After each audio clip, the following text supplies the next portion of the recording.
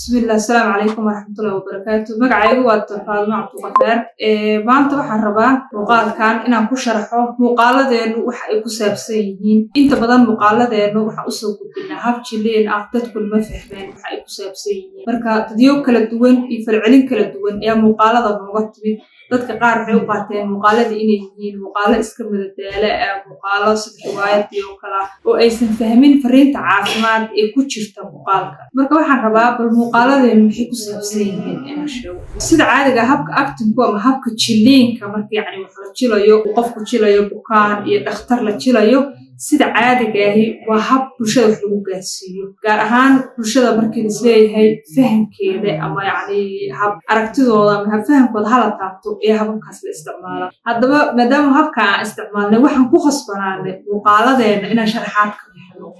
falcelida looga yimaado waxaa ka mid oo kale dadku inay inta iska daawadaan fariimaha caafimaadka fahmin, dadku inay commentiga qaabka u soo bixinayaan usan ahayn commentigii la rabay ama su'aashii la rabay inay soo weydiiyaan aysan soo weydiin ee iska dhahaan waa riwaayad fiican, waa hadal fiican iyo wax noocaas kale iska dhahaan. Laakiin waxaan rabaa habkan iyo sababta u dooranay maanta inaan muuqaalkan ku caddeeyo. horta habkan acting-ka ama jiliinka waxa u dooranay maadaama bulshada aan ku soo gudbinayna ay ahaayeen bulsho wacyigooda u hooseeyo, fariimo caafimaad oo horena ay soo gaareen, adeegyo caafimaadna aan horey u helin. waxaan door bidaynay inaan hab dhakhtar iyo bukaan ah anagoo jilayno oo si cad bulshada wuxu tusayna aan u soo gudbino muuqaalka. saasaa ugu khasbanaan inaan qaabkaas u soo gudbino. laakiin bulshadii fariintii caafimaadka ma ay fahmin, waxay u qaateen dhinac kale. muuqaaladeenoo kale waxaan tusaale ka soo qaadanayaa. tusaale ahaan waxaan sharaxnay ama maalin waxaan soo qaadanay muuqaal aan uga hadlaynay hooyo lagu wacyigelinaya inay isbitaal ku dhasho, isla markaasna hooyadu ay diidayso sababta weligeed isbitaal kuma dhalin,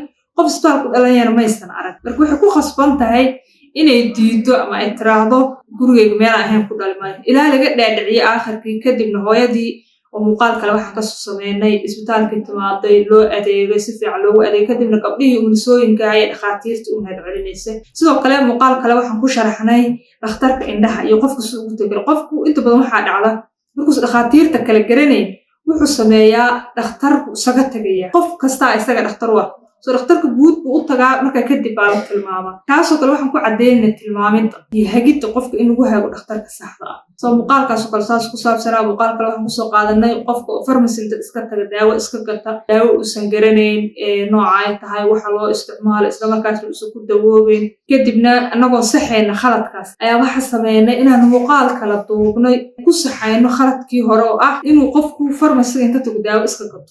waxaa saxan inuu qofku sida caadiga dhakhtar la kulmo, markuu dhakhtarku la kulmo oo shaybaarku u diro oo jawaabihiisa la helo oo cudurka hay la ogaadana kadib daawo loo qoro. saas sax. marka muuqaal kale oo aan ku saxayno muuqaalkaas oo soo gelinay fariimaheena horta si guud intaas ku saabsan yihiin.